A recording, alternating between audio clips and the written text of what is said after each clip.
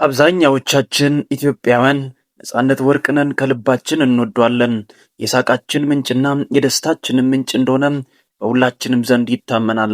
ታዲያ የነጻነት ወርቅነህ ወይም የምንወደው የምናከብረው የደስታችንና የሳቃችን ምንጭ የሆነ ነጻነት ወርቅነህ ህልፈት እንዲሁ በቀላሉ ሰዎች በነገሩን የአሟሟት መልክና የህይወት አይነት የሚፈታ ነው ብሎ ማሰብ እጅግ ከባድ ነው። ለምን አተውትም የሚሉ ሰዎችም ይኖራሉ። አንዳንዶቹ ደግሞ የምንወዳቸውንና የምናከብራቸውን አርቲስቶች እንዲሁ በተራ ወሬና ሰዎች እንዴት እንደሞቱ እንኳን ሳያስረዱን የሚያመጡበት የህይወት መንገድ ብዙዎቻችንን አላሳመነም ሲሉ ብዙዎቹም ይደመጣሉ። ይህ የሚሆንበት ምክንያት ምንድነው? አንዳንድ ጊዜ የአርቲስቶቻችንና የታዋቂ ሰዎች አሟሟት ብዙ ጊዜ ጥያቄ ከማስነሳቱም በላይ ዛሬ ደግሞ እጅግ የምንወዳቸውንና ከቤተሰብ በላይ የቅርብ የሆኑን የተወዳጁን ሰዎችን ስናጣ እንዲሁ አግበስብሶና እንደ ተራ ነገር አስቦ ማለፍ እጅግ አሳዛኝና የሚያስጠላ ሆኖ ያልፋል። ነጻነት ወርቅነህ እንዳለፈ በሁላችንም ዘንድ ግልጽ ነው። ነገር ግን ምን አለበት ቀጥሎ ላለው ለቤተሰቡ እንኳን ትክክለኛ የሆነ የአሟሟቱን መረጃ ሰዎች እንኳን ቢሰጡ የሚሉ ሰዎች እጅጉን ተበራክተዋል። አሁን እየተደረገ ያለው ነገር እንደዚህ ነው። ነጻነት ወርቅነህ ህልፈቱ በሁላችንም ዘንድ ከተሰማ በኋላ አንድ ጥያቄ በልባችን ውስጥ እንደተፈጠረ በሁላችንም ዘንድ ግልጽ ነው። አሟሟቱን ህመሙን ብናቅም አሟሟቱ ግን ግልጽ አለመሆኑ በሁላችንም ዘንድ ግልጽ ነው። ከሌሎች ጋር አንድ መሆኑና ተመሳሳይ የሆነ የህልፈት አይነት ነገር ግን ምንም ማብራሪያ ያልተሰጠበት እንደሆነ ግልጽ ነው። ታዲያ ፖሊስ ምርመራ አድርጎ እንደነበረና አስክሬን ምርመራ እያደረገ እንደነበር በሁላችንም ዘንድ ግልጽ ነው። ፖሊስ ያንን ነገር ያደረገበት ምክንያት ምንድነው?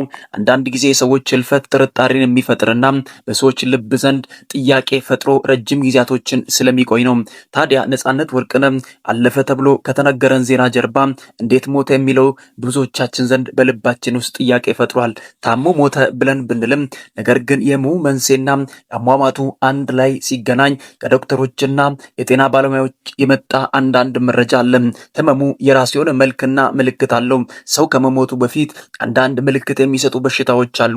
ነገር ግን ነጻነት ወርቅነህ ህመሙ ቢጠናበትና አሁን ያለበት ደረጃ እንኳን የከፋ ቢሆን በዚያ ቅጽበት የመግደል አቅም የለውም የሚሉ ነገሮች ተበራክተዋል። ያ መረጃ ደግሞ የወጣው ከምንወዳቸውና ከቅርብ ጊዜ ጀምሮ ሶሻል ሚዲያዎች ላይ የመጡ ትምህርትና በጎ ነገሮችን ከሚያወሩ ዶክተሮቻችን እንደሆነ በሁላችንም ዘንድ ግልጽ ነው። ታዲያ እነሱ የነገሩንን ነገር አምነን የምንንቀሳቀስ ከሆነ ታዲያ ነጻነት ወርቅነህ ምንም አይነት የህመም ስሜት ሳይሰማውና በሽታው ምልክት ሳይሰጠው እንዴት ለአንድና ለመጨረሻ ጊዜ ሊያልፍ ቻለ? የሁላችንም ጥያቄ ነው። በዚያ መካከል ደግሞ የፖሊስ ጣልቃ ገብነትና ፖሊስ ነገሩን ለማጣራት ከታመመና ከሞተ በኋላ ወደ ሆስፒታል ከሄደ በኋላ የአስክሬን ምርመራ እንዲደረግ ሆስፒታል እንዲገባ በግድ እንደተወሰደ በሁላችንም ዘንድ ግልጽ ነው። ታዲያ ከሞቱ ጀርባ ቤተሰቦቹ አብሮት አልነበሩም። የቅርብ ሰዎችም አብሮት አልነበሩም። ከኢቢኤስ ፕሮግራም በኋላ ወደ ቤቱ እንዳመራና በዚያ መካከል ቤተሰቦቹና ወዳጆቹ አብሮት እንደማይኖሩ በሁላችንም ዘንድ ግልጽ ነው። ታዲያ ነጻነት ወርቅነህ እንዴት አለፈ የሚለው ነገር መጠየቁና በተደጋጋሚ አንዳንድ ሀሳቦች መነሳታቸው በማናችንም ዘንድ ተቃውሞ ሊያስነሳ አይገባም። ምክንያቱም ብዙዎቻችን አግበስብሰን ያለፍናቸው የብዙ አርቲስቶቻችን ህልፈት አለ። ይህ ደግሞ በሁላችንም ዘንድ ልባችን ውስጥ እስከዛሬ ጥያቄ ፈጥሮና ሀሳብ በልባችን ጭሮ እስካሁን ድረስ ጠንክሮ በውስጣችን ቆይቷል። ስለዚህ ነጻነት ወርቅነህ እንዴት ሞተ የሚለው ነገር ዜናው መበራከቱና ሰዎች እስከ ወዲያኛው ድረስ ያሸለቡ ሰዎችን እንዲሁ በቀላሉ መፋታታቸውና ወይም እነዛ ሰዎች ከኛ ህይወት መውጣታቸውና መሰናበታቸው ለኛ ምንም ላይሆን ይችላል። ነገር ግን ቀጥሎ ላለ ቤተሰብ እነዛን ነገሮች ማወቅ እንዲጽናኑና ከጥያቄ አእምሯቸው እንዲያርፍ ይረዳል። ምክንያቱም አሁን ልጁ አባቴ ሞቷል ብሎ ሲል እንዴት ሞተ ብሎ ሲጠየቅ ለመናገር እንኳን ድፍረት ሊያገኝ ይገባል። ምክንያቱም የታመመበት በሽታ ገደለው እንኳን ብሎ ደፍሮ እንዳይናገር ታዲያ ምንድነው ምልክት አላሳየም ወይ ሆስፒታል አልተወሰደም ወይ ብሎ እንኳን ቢጠየቅ ልጁ እንኳን የሚመልስበት አንድም ነገር አይኖረውም። ያ የሚሆንበት ምክንያት ምንድነው? የሁል ጊዜ ጥያቄና ሀዘናቸው ከልባቸው ሳይወጣ ረጅም ዓመታቶችን እንዲቆይ ያስገድዳል። ይህ ደግሞ መጥራት አለበት። ፖሊስም የጀመረውን ምርመራ አጠናክሮ እንደቀጠለ በሁላችንም ዘንድ ግልጽ ነው። ከዛ ጋር የተያያዘ አንዳንድ ሀሳቦችና አዳዲስና ሰበር መረጃዎች ይወጣሉ። በእውነት ፖሊስ ምርመራ መጀመሩ ተገቢ አይደለም ብሎ የምናስብ ሰዎች የሞተ የሞተ ሰው እንኳን ቢያልፍ ነገር ግን በምድር ላይ የሚቆዩ ሰዎች የነዛን ሰዎችን ህልፈት ለመርሳትና ለመጽናናት ብዙ ነገሮችን ያደርጋሉ፣ ዋጋ ይከፍላሉ። ስለዚህ ከልባቸው ነጻነት ወርቅነህን ለማውጣት እጅግ እንቸገራለን። ከዚያ መንገዶች አንደኛውና ዋነኛው ለሰዎች ለመጽናናት የሚሄዱባቸው ርቀቶች አሉ። የሞተበትን እንኳን ማወቅ ያጽናናቸዋል። ምክንያቱም ትላንት ደህና ነበርኩ ብሎ ስልክ ያወራ ሰው ድንገት ሞተ ተብሎ መርዶ ሲነገራቸው እንዴት በከንቱ ዝም ብሎ ያልፋሉ? የብዙዎቻችን ጥያቄ ሊሆን ይገባል። ከሞቱ ጋር አንዳንድ ሰዎች አብሮ እየተነሱም ይገኛሉ። አንዳንድ ጊዜ ነገሮችን ልብ ብለን ካስተዋለን ጥያቄ የሚያስነሱና በእኛ መካከል ግራ መጋባትን የሚፈጥሩ አንዳንድ የህይወት መንገዶችና መልኮች አሉ። ታዲያ ከሰይፉና ከነጻነት ጋር አንዳንድ የተነሱ ነገሮችን ለማጥራትና ሰይፉ በስተመጨረሻ ዝምታውን ሰብሮ መልስ ሊሰጥ ተገዷል። ኢትዮጵያ ውስጥ አንዳንድ ነገሮች ሲንቀሳቀሱ ሶሻል ሚዲያ ላይ ሲታይ እንዲሁ በከንቱ ማለፍ ከባድ ነው። አንዳንድ ጊዜ እኛም እንደምናውቀው ፍትህ ፍለጋ የሚንቀሳቀሱ ሰዎች አንዳንድ መልኩ ፍትህ ያገኙት ሶሻል ሚዲያ ላይ በሚንቀሳቀስ ቪዲዮ እንደሆነ እንዳትረሱ። ሰው የረሳቸው ሰዎች ሶሻል ሚዲያ ላይ ከመጡ በኋላ አንዳንድ ፍትሆችን አግኝቶ በራሳቸው መንገድ ችግራቸውን ፈቶ ህይወታቸውን ቀጥለዋል። ሶሻል ሚዲያ ላይ የሚደረግ እንቅስቃሴና ንግግር ወዳጆቼ እንዲሁ በከንቱ የሚታለፍ አይደለም። ያ ነገርን ተሰምቶና ተደምጦ ብዙ የህይወት መልክና ለውጥን ሲያመጣ እንመለከታለን። ስለዚህ የዩቲዩበሮችና የቲክቶከሮች የተለያዩ ሶሻል ሚዲያ ላይ የሚሰሩ ሰዎችን ከመቃወም በላይ ነገሮችን ቆም ብሎ አስተውሎ መመልከት ጥሩ ነው ብለን ሐሳባችንን እንለግሳለን። ያ የሚሆንበት ምክንያት ምንድነው? ሰይፉና ነጻነት ወርቅነህ ከሰይፉና ከነጻነት ወርቅነህ ጀርባ የተነሱ ያሉ አዳዲስ ነገሮች ምንድናቸው? ሰይፉ ምን አይነት ምላሽ ሰጠ? ሁላችንም በማስተዋል ብናዳምጥ ደስ ይለኛል። ሰይፉ ፋንታሁን በስተመጨረሻ ዝምታውን እንደዚህ በሚል መልኩ ሰብሯል። ለምን መሰላችሁ?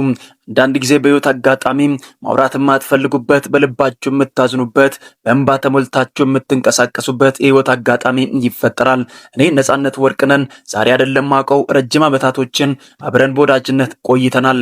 ልቤን የሰበረው የነጻነት ህልፈት ብቻ አይደለም፣ አስፋው መሸሸን ጨምሮ ብዙ ሰዎችን ቀርቤያቸውና በእነሱ ዙሪያ ሆኜ ልረዳቸውና ልደግፋቸውም ከህመማቸው እንዲያገግሙ ብዙ ዋጋ ከፍዬ አውቃለሁ። ይህ ደስተኛ እንደሚያደርገኝና በህይወቴ ላይ የተሻለ ነገር እንደሚጨምር በፈጣሪ ዘንድ ዋጋ እንደማገኝ አምን ነበር። ከዛ የተነሳ ሁልጊዜ ልፋቴና ውጥረቴ ጥንካሬም ለነሱ የሚከፈለው መስዋዕትነት በስተመጨረሻ መና ሆኖ ሲቀር ከልብ ያዝናለሁ። ምን አለበት ፈጣሪ ያ የሚሆንበት ምክንያት ምንድነው? የከፈልኩበት መስዋዕትነት ከሰው ዘንድ መልካም ነው ለመባል ብዬ ሳይሆን ነገሮችን ሳደርግ ከሰው ዘንድ መልካም ነገሮችን ጠብቄ አይደለም።